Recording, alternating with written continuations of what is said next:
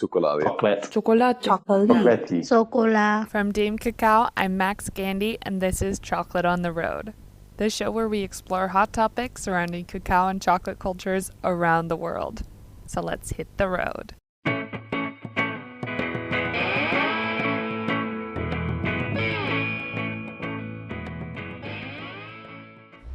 So I just left the craft chocolate market. I'm now walking down the street in Tokyo. Even though it was a very small event overall, it felt very needed and interested in. The Craft Chocolate Market is an annual chocolate festival held in Tokyo, Japan, the world's largest city. A global selection of craft chocolate makers comes together for 2 whole days and sells to the public. There's even a reception the night before the event. And unlike most chocolate festivals, this one needs a bit of crowd control. You have to purchase entrance by the hour. But Japanese people haven't always been fascinated by craft chocolate. The concept of craft chocolate, of small batch chocolate made with transparently sourced ingredients, is actually quite new to Japan, and to Asia as a whole. Japan only started developing its chocolate culture sometime after the Second World War, and there was another peak when chocolatiers first brought to the Japanese market, especially Godiva from Belgium, and then Be the Bar only really started taking off about 5 years ago, maybe. This is a pretty common theme in the Asian chocolate scene. Julia Wirtz, who just gave us a 30-second overview of Japan's chocolate development, was there to watch this last stage. She's been paying close attention to the fine chocolate scene since 2008, when she was living in the UK. When she moved to Japan in 2010, she kept up with the local scene, writing about it on her blog up until she left Japan at the end of 2017. I'll leave a link to her blog in the show notes. By 2017, she'd watched an entire segment of the chocolate industry pop. Kernels of knowledge were allowed to simmer and develop, and then seemingly all at once, the whole pot started making noise like crazy. So the first Being the Bar maker in Japan, at least from what I know, was Minimal Chocolate in Tokyo. And since then, lots of other new craft chocolate businesses have started popping up, especially after Dandelion Chocolate from San Francisco opened the Tokyo outlet in 2015. This episode is focused on the slow burn of the Japanese chocolate industry. We'll explore how cultural exchange brought Japanese creativity abroad, and why Japanese craft chocolate is so darn expensive. And finally, we'll look at the reasons why Japanese craft chocolate might never make it out of Japan. But first, a quick note. I had a lot of trouble finding people to interview for this story. Podcasts still aren't very well known in Japan, and many people were self-conscious about speaking in English. So an especially huge shout out to my guests on this episode for trusting me to tell this story.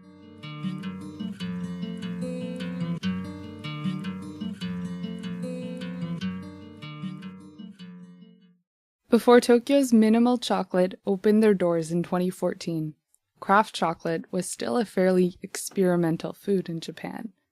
Small batch chocolate making machinery was hard to find, so you had to build your own chocolate laboratory. And that's exactly what the Nakano family did. Based in Fukuoka, one of the southernmost states in Japan, is Cacao-ken. The shop is the creation of Fumiko and Toshimi Nakano, and their daughter Yukari, whom I interviewed for this story. The name Cacao-ken in Japanese actually means cacao laboratory. They chose this name because that's what they wanted to create. Fumiko and Toshimi used to manage a sweets manufacturing company, so they used industrial chocolate all the time. But the moment the 3 of them tasted bean to bar chocolate, they knew it was different. Up until then, chocolate itself had been an ingredient, a flavor. Only sweet. It was too sweet. Is it only for dessert we can eat chocolate? So In Japan, do people still think chocolate is only like cheap candy? Or is there more like different understanding of chocolate? Now it's changed, but before, only cheap chocolate we eat, so we didn't know about the real chocolate. Yukari is like many Japanese people in this regard. When she and her parents were growing up, chocolate was a common sweet. The fourth biggest chocolate manufacturer in the world is actually the Japanese company Meiji. In 2017, Meiji chocolate made nearly $10 billion worldwide. But they first started manufacturing chocolate in Japan in 1918, during World War I. Japan's chocolate history is over a century long, but that first Meiji chocolate was just one product from their line of sweets, which quickly expanded into dairy products.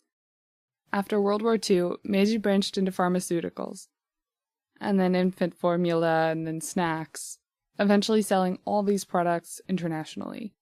Today, Meiji is a multi-billion-dollar company with many varied interests, but the chocolate branch of their company remains strong, currently holding about a quarter of Japanese market share. Part of this is due to their launch of the now infamous brand, The Chocolate. According to Meiji's own site, they launched that brand in 2014. But I and many others didn't hear a peep about it until right around 2016. How many people do you think know about bean to bar, like percent, in Japan? A few years ago, the big company tried to show what is a real chocolate. So now it's maybe 10% or more than 10% we know about high quality chocolate. But before, we didn't know about it. When do you think bean to bar chocolate really started becoming popular in Japan? 2 years ago. 2 years ago. Because from 2 years ago, on TV or journal, they explain about how is a bean to bar chocolate. Before, they just introduce about chocolatier or about the brand. So they didn't say which cacao bean they use. Just they focus to the person who make chocolate. Yeah. For your company, when did you try bean to bar chocolate, and how did you find that bean to bar chocolate first time? First time, we saw the journal, and then they introduced about the American bean to bar shop. And This was on television? it's a magazine. Magazine, okay. Like article. So, and we didn't know about bean to bar chocolate, but they introduced about bean to bar shop in US. So Japanese bean to bar chocolate movement come from the US more than 10 years ago, and some Japanese starts to make. Now many Japanese magazine and television, they try to introduce about it's real chocolate or bean to bar chocolate. So the customer now more and more they know about bean to bar chocolate. Do you know of any programs that are trying to educate Japanese people other than the television program? Television program is only they show how to make bean to bar chocolate. But for example, we have seminar to students. Many Japanese bean to bar chocolate maker try to teach what is a real chocolate, how differences big industry and our chocolate.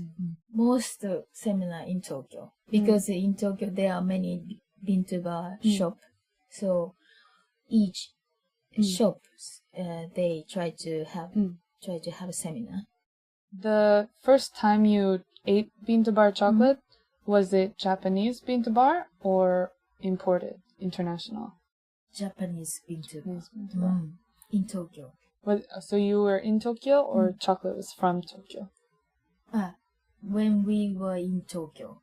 Ah. So we went to the Bintuba shop. Oh, cool. So just the woman who make a Bintuba chocolate, sell and make she do alone. So we were surprised to see it. And then her chocolate was really After decades of eating Meiji chocolate and other mass-produced chocolates, Fumiko and Toshimi immediately realized how special that woman's chocolate was. Yukari told me that the woman whose chocolate they tried in Tokyo has since shut down. But she and her parents definitely have not. Cacao-kin was officially opened in 2014, and since then they've built a chocolate factory and a partnership with cacao farmers in Vietnam. Vietnam, the Philippines, and Indonesia seem to be quite common cacao partners for Japanese chocolate companies. Cacao-kin was part of a group of Japanese chocolate pioneers. But similar to how the craft chocolate movement grew in the United States, change happened fast. A few years ago, we started the Bintuba chocolate shop, and in Japan, there were 10 or 20 Bintuba chocolate shops in Japan, but now more than 100 shops. Now I think is a Bintuba chocolate is not too difficult to start to make a the chocolate, and also if someone wanna start to make a Bintuba chocolate who are bit funny character, unique person, personality, and then they really like food or taste, or they, how can I say in English, but we have foodies, and they really care about ingredient or how to make it, and so they have a own taste, own feeling, own thinking. So, for example, if the famous chocolatier start to have a new shop, they have to think about business. So that's why they have to open the big city, because if they cannot sell very well, they have to close. But for example, Bintuba chocolate people, we don't think about business a lot. We want to introduce real chocolate to customer. The thinking is most important to continue our shop. That's why I think that's many local area people start to make chocolate. So that's why you can find is the many Bintuba shop in the local city. In like rural parts of Japan. Yeah, I think it's first year, second year is quite difficult to sell to the local people. Because only they know about big industries is chocolate. So, but if they compare to taste the chocolate, they suddenly really easily to understand how different it is. So this thing is very interesting to teach to the customer, I think. There are lots of story about Bintuba chocolate. It's a story of pot, story of harvest, a story of roasting, and recipe of chocolate, which sugar we use, for example. Do you think Japanese people are more interested in the stories of the chocolate or the difference in quality and flavor? Both, I think. But the story more important than others. But but quality very important. Yeah, exactly. Yeah, both. This additional ingredient of storytelling is really what set this new chocolate apart. Even Meiji took advantage of this shift in hierarchy with how they advertised their The Chocolate brand. It was in direct contrast with the country's previous relationship with chocolate. There was a clear hierarchy, developed over time, and many Valentine's Days. On Japanese Valentine's Day, women give men chocolate as a sign of respect. This giri choco, or obligation chocolate, offers great insight into Japanese culture as a whole. On the bottom are chocolate-flavored sweets, and then mass-produced chocolate bars, and at the top, chocolatiers. 1, 2, 3. You buy one chocolate over the other, depending on how much respect you want to or feel obligated to show to someone. But craft chocolate threw a wrench in this. Bean to bar chocolate, as it's most commonly known in Japan, is usually sold in the form of bars rather than bonbons, making it seem like mid-tier gifting material. Plus, the most common bean to bar chocolate is from Meiji, a company still known for manufacturing cheap chocolates. But these bars are so much more expensive than the ones people grew up on, sometimes 10 times as much. And they taste different, really different.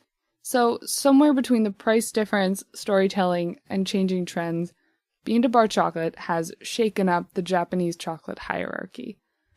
There's now a different type of competition for celebrity chocolatiers. Notably, Mr. Tsujiguchi of Chocoladash, and also the founder of Theobroma Chocolate in Tokyo, and the founder of Palais d'Or, which has outlets in Osaka and Tokyo. They are big chocolate celebrities that also are all over TV and in the media, and that is definitely rooted in Japanese culture to elevate opinion leaders to that sort of status. Again, this is Julia Wirtz. Julia actually first became interested in fine chocolate through tasting bonbons from Pierre Marcolini, a well-known Belgian chocolatier turned chocolate maker. Marcolini even has several locations in Tokyo now. But this is a relatively new exchange. Initially, this fascination with Europe came from the Japanese side, with many Japanese people moving to Europe in the 1970s and 80s to study pastry and a variety of other subjects. Many later returned to Japan and began making names for themselves in pastry and chocolate. They brought classic European chocolates and flavors to Japan, creating a unique environment for flavor creation. Pastry chefs wanted to recreate what they studied in Paris, but they had to change it for the Japanese palate. It was along those same lines that Kit Kats entered the Japanese market in 1973. They started off as basically the same Kit Kats being sold in the US, but quickly adapted to Japanese tastes. Eventually, this resulted in dozens of unique Kit Kat flavors, only available in Japan, like soy sauce or cherry blossom. But don't think Europe emerged unscathed. Now common flavors such as yuzu, sesame, and red bean are actually East Asian in origin. Incorporating such flavors into their chocolates has become a way of making them feel more Japanese. A lot of the Japanese makers like to incorporate uniquely Japanese flavors, like certain fruit that only grow in Japan, or Japanese spices, or those sorts of things.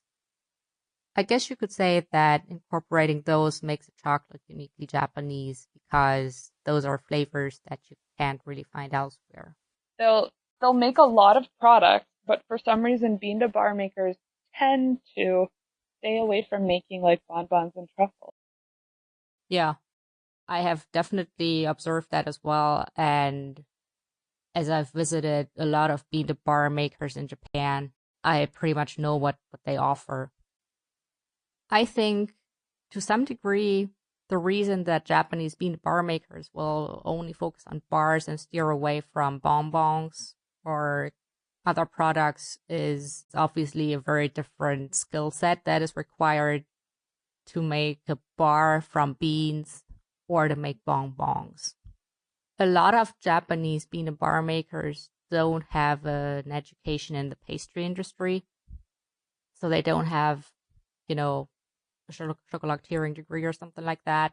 So they will not know the techniques maybe. Another reason is chocolatiers in Japan are already pretty established, so they would be very difficult competition to go against, especially considering that you might want to charge a bit more for truffles or bonbons made with peanut butter chocolate. So the question really arises, how much money would you earn with that? On the other hand, if you focus on making bars as a peanut butter maker in Japan, you definitely have your own little niche. And I think that works pretty well for most of them. You said bean to bar didn't really take off in Japan until maybe like 5-ish years ago. So you were there before then, and you saw a lot of the evolution of it. So what was that evolution of bean to bar like? It was definitely inspired by the craft coffee scene, by the third wave coffee movement, which emphasizes the origin of the beans and sustainability. You will find all those elements in the Japanese bean to bar movement as well, again, which is in keeping with the American bean to bar scene, which also focuses on these sorts of elements. Like I mentioned, the first maker in Japan, to my knowledge, was Minimal Chocolate, who, in my opinion, are still unique in that the way they make their chocolate is different from other makers. It tastes very different. It melts very differently, but other makers haven't really taken that on board. You will find some makers that are more aligned with European bean to bar makers and that they aim for chocolates that are smooth but also not so diverse in terms of the flavors, maybe. Trends in Japan tend to become huge, but obviously they can also sizzle out pretty quickly. With the bean to bar movement, it is definitely at the top of consumers' minds at the moment, at least to some degree, which in my opinion was sparked especially by the Meiji, the chocolate bars, which claim to be bean to bar, but obviously it's Meiji, so they're mass produced. As to how it is perceived in the overall Japanese society, trends can rise very quickly, and then everybody talks about it. With that regard, you might say that Japanese bean to bar is at the top of the hierarchy at the moment.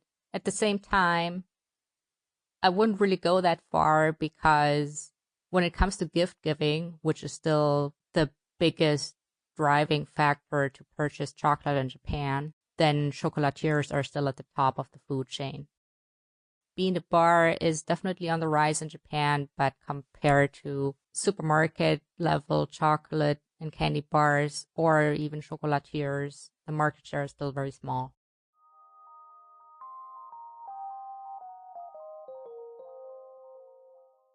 This small but growing trend of Japanese bean to bar chocolate is by far the strongest in Tokyo. In my 4 trips to Japan over the last year, no city even came close to having as many chocolate makers as Tokyo. As Yukari mentioned earlier, it's just gotten so easy to do the act of chocolate making now. This is true all over the world, but in Japan there's this history and fascination with European desserts and chocolate. This fascination is the foundation for why European chocolates have become so popular in Japan. But for a number of historical reasons, Japanese society puts a very strong emphasis on perfection. Creativity comes second. So, like previous aspects of European pastry, in these early days of Japanese craft chocolate, many makers see chocolate making as another technique to master, rather than a complicated craft in and of itself. In Tokyo in particular, there's a divide between French-inspired chocolatiers and American-inspired chocolate cafes, something which both Yukari and Julia said really struck me as related. First up is Julia. Japanese people, from the way that they were raised, tend to copy in the first place before really putting their own spin on it. So they will use techniques that have been used before. This cultural tendency towards developing the same baseline mastery as your peers is unsurprising. Japan is by far one of the most homogenous countries in the world. When trends hit the mainstream, especially in food, companies and chocolate producers seem to find it hard to deviate from expectations. This is because another cultural tendency is towards competition. In Japan, all the competition of technique about chocolate is not focused on cacao beans or chocolate quality. In that case, Yukari was talking about chocolatiers. But this attitude didn't stop when chocolatiers branched into chocolate making. For most of them, bean-to-bar chocolate is still just the name of another product to master. Even the chocolate makers who are part of the third wave coffee movement are still looking at chocolate through the lens of coffee. It's another product rather than the star. But the initial inspiration for Japan's craft chocolate movement was American craft chocolate. The trendiness came afterwards. Even Yukari's family's first contact with craft chocolate was in a magazine introducing an American craft chocolate company. First time we saw the journal, and then they introduced about the American bean-to-bar shop.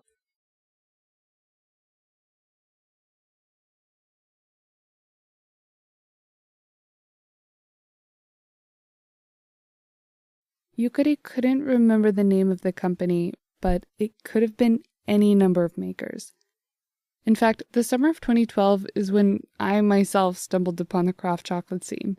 You can hear more about that in the first episode of this podcast. But suffice it to say that the Nakano family's approach is a unique one. They were early on the scene, and they source and import cacao directly from farmers. Every year, they release new and unique limited-run products, and their shop is located in an area very inconvenient for foot traffic. They're doing everything that makers coming up now might balk at. Unless they're looking at craft chocolate as the main attraction. Issei. I don't know if you know Issei. I didn't know Issei.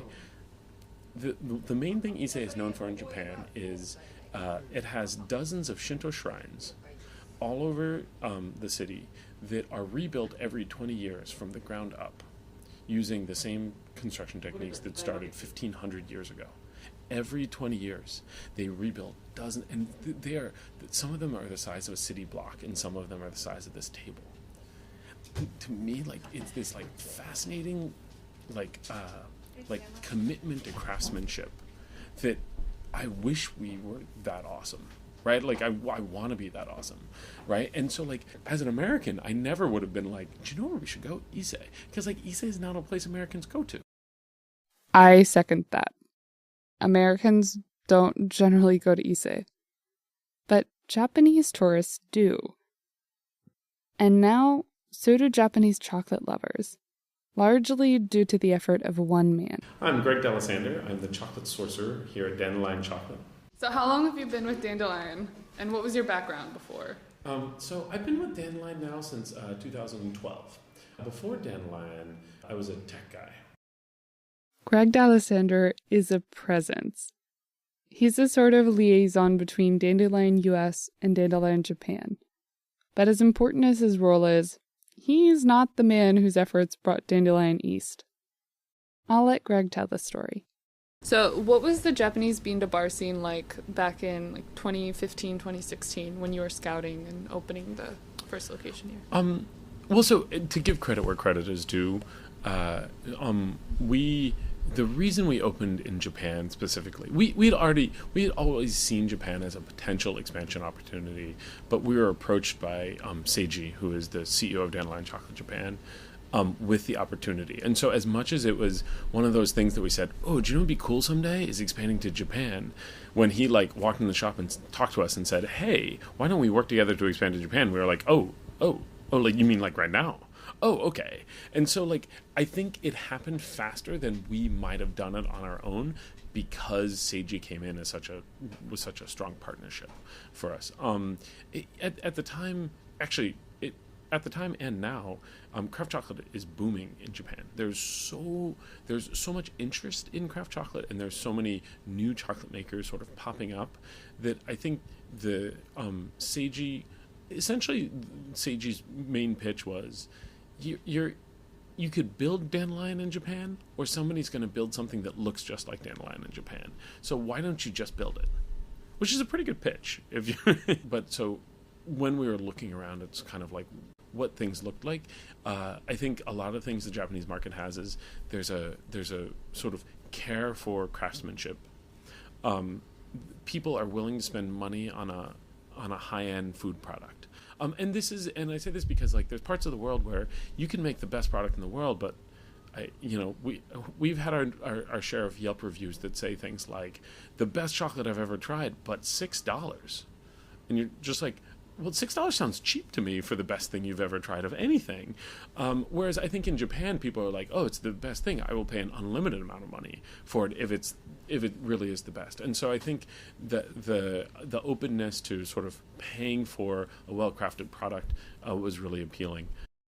So even though you're an American company, the approach that you took to expanding into Japan was very Japanese because you have a contact here. Yeah, absolutely. There's a difference between a company that is an American company that has a store in Japan and a Japanese company that is an offshoot or a spin-off of an American company. Our goal for Dandelion in general is we want it to be a decades-long company. I love that Guittard is a 150-year-old, multi-generational company that I think is doing a lot of really interesting, great things and can have like 100-year-long relationships with cocoa producers. So like what we want is, we don't want to figure out how we can make a lot of money in the short term to get value out of a growing market. What we want to do is establish something that will be around for a very long time. And so the way to do that in Japan is, we needed to make chocolate in Japan. It couldn't be a Japanese shop that we're then shipping chocolate from the U.S. to. I mean, we do sell chocolate we make in the U.S., but most of what we sell in Japan is chocolate made in Japan. We actually, one of the things that we didn't even realize was going to happen, but now we've realized is really interesting, is the makers, the people who make the chocolate in Japan, clearly are Japanese, and because they have different palates and have grown up tasting different things and different food, they'll take the same equipment and the same beans and make a very different product than we'll make in the U.S. And so I think it's really interesting to have this different kind of spin and take on the same thing. And you'd think like, well, it's beans and sugar. If you're using the same equipment and the same beans and the same sugar, like, shouldn't it all taste the same? And the answer is like, not even remotely. There's like a million different ways you can make something taste with two very simple ingredients, which is part of the reason we continue to do 2-ingredient chocolate. Is we feel like there's so much interesting flavor to mine out of just this very simplistic thing. We want to continue to doing it. But I think all of this is part of the reason we felt like Dandelion Chocolate Japan had to be a Japanese company. It couldn't just be a shop based on an American company. If Dandelion had opened in Japan on their own, maybe a year or two later, Greg said they would have made lots of mistakes. They would have been thinking like Americans rather than like people from that place. This is, I think, one of the things that's great about it being a Japanese company is they're very the team here is very targeted about, like, we're not trying to do something that an American would think you would do in Japan. We're doing something that a Japanese person would do in Japan. We're going to places, even where our main factory cafe here in Kurumai is not, it's not, Ginza, it's not, Shinjuku, Shibuya. It's not in the middle of, like, tons of commerce. It's a craftsman area. It's not a place you would have heard of as a tourist. Never. Just visiting. And so what it means is the people who are coming here are the people who are, like, really focused on coming here in particular. But in Japan, that's a thing. Like, you wouldn't do that in the U.S. because you'd be like, no, we just want foot traffic. Like, you have to build a place where there's enough foot traffic to support your business. But in Japan, like, people will go to you if you have something that is really worthwhile. And it's just culturally, it's very different. And again, I think as an American, I would have made an enormous number of mistakes. If I were trying to design what this is, Seiji really has a very good and clear understanding of Japanese culture.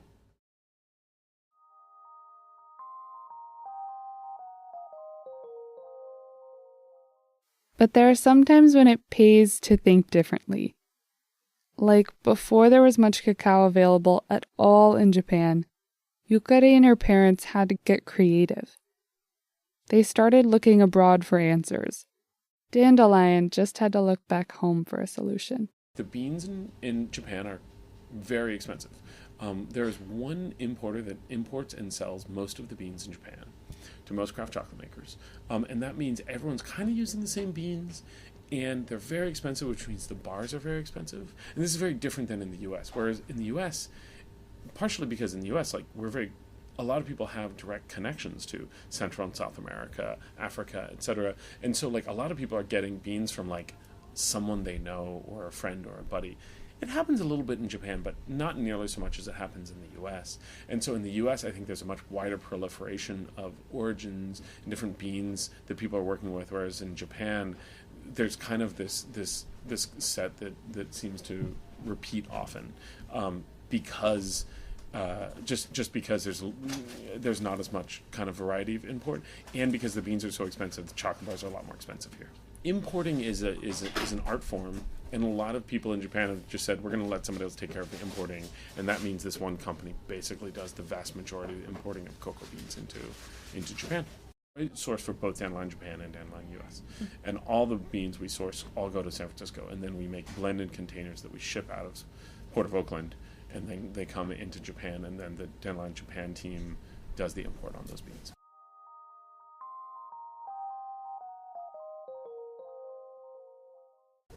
So what portion of your business, like overall as a Dandelion brand, is in Dandelion Japan versus Dandelion? By like volume of chocolate production, it's about 40% Japan, 60% US. Yeah, wow, which is huge growth. Yeah, I think a lot of people are surprised by that because it's, Dandelion Japan is newer, but again, I think a lot of people underestimate how much you sell through retail shops. Right? I mean, when you have your own retail shop, you're selling drinks, you're selling, pastries, you're selling bars. And so having 4 shops means we're able to essentially move a lot more product in Japan than we can out of the 2, now 3 shops that we have in the US. And so that's why that volume grew so quickly. Our wholesale our online store and wholesale in the U.S. are much larger than Japan. We have a couple of stores in Japan that sell our product, but a lot more in the U.S. Yeah, I think it's similar to Korea in that there's not really much retail infrastructure anywhere. Yeah. Or like any previous standards through which you can go. Like there's not really people outside of cafes who are selling their own coffee that sell like boutique coffee or boutique anything. Totally. I'm super spoiled because in San Francisco I live 6 blocks away from chocolate covered. I genuinely think it's probably the has the biggest selection of chocolate I've ever seen anywhere in the world. He has like 1,200 different bars from makers from all over the world, and it's like I can walk there, right? Well, and that store doesn't exist in Japan. To my knowledge... Nothing even remotely equivalent. Right, exactly. To my knowledge, there's nowhere you can go and get... Not even online. 20, 30 different, craft chocolate brands. Just doesn't exist. And there are, Whole Foods in the U.S. has a pretty nice selection of craft chocolates. There's no equivalent in Japan. Like, Dean and DeLuca's in Japan actually has... Like, they'll carry some different craft chocolate brands, but... And this is part of the reason that in Japan people are doing their own retail, because... If you didn't, who would sell your chocolate? Whereas in the U.S., because there's Whole Foods and there's a lot of specialty shops, farmers markets, and there's farmers markets, all these things, a lot of people are building wholesale and online businesses more than they're building retail businesses. When it comes to building up an international business, it seems like Dandelion's got the right idea. Same, but different. Like generations of the same family. So we now have a couple different factories. Each factory has its own personality. And so as you're tasting the bars in the different factories, you'll start to get the personalities of those factories and what people what the chocolate makers there like and what the notes they try to pull out, so that over time you'll end up getting into this sort of like, oh, I really love the stuff at Valencia when they do this and this and this, and because I think as we grow, which we're going to continue to grow, I don't think growth is bad. I think homogenization is bad. You want to make it a child, not a clone. Yeah, exactly. That's a great way to put it. I might even steal that from you if that's okay. Feel free. This culturally adaptive approach to expansion isn't new in business. In fact, it's exactly what Kit Kats did to become so popular in Japan and around the world. But the idea of international expansion of retail spaces is new in craft chocolate. It's even new in Kit Kats, which opened its first permanent retail shop in Japan in 2014. And from what I've seen, Japanese chocolate makers are going to have a tough time if they ever look beyond the shores of Japan. Their issues are big ones, with website language barriers and retail infrastructure, but they're certainly not insurmountable. For now, Japan's voracious domestic demand seems to be enough for the local scene to continue growing. But as I observed at the craft chocolate market and at other Japanese festivals, the public is hungry for more. And not necessarily more of the same. For example, take my reaction after leaving a chocolate cafe on my last night in Tokyo. From the outside, this place was completely unremarkable. As in, I couldn't have even told you this was a cafe had I not had it marked on my map. So it's a relatively quiet night here in Tokyo, Monday, and I'm just walking down a side street in eastern Tokyo, and I just had this really remarkable experience at a coffee and chocolate shop, really tucked off in a side street. The owner was very humble, more so in the way that he spoke than in anything he did. It just really stuck with me how much he paid attention to his craft. It was clear he wasn't doing something just because it was trendy. He was doing it because it really struck him as something worthy of doing.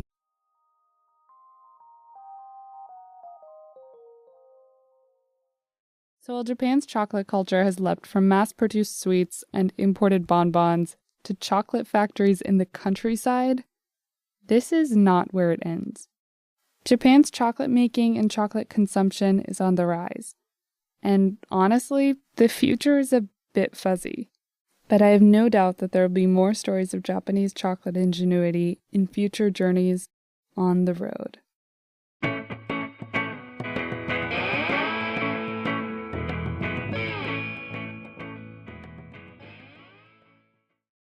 Thank you so much for listening to this episode of Chocolate on the Road. If you liked it, please subscribe, rate, and review the show on iTunes, and share it in any way you see fit. Your support means so much to me. It really does keep me going. An especially huge thank you to Yulia, Yukari, and Greg for sharing your words and sometimes your spaces with me. To learn more about our guests, check out the show notes of this episode in the link in the description or on my website at damecacao.com. That's DAMECACAO.com. Have a wonderful day, and I hope you'll join me next time we go on the road.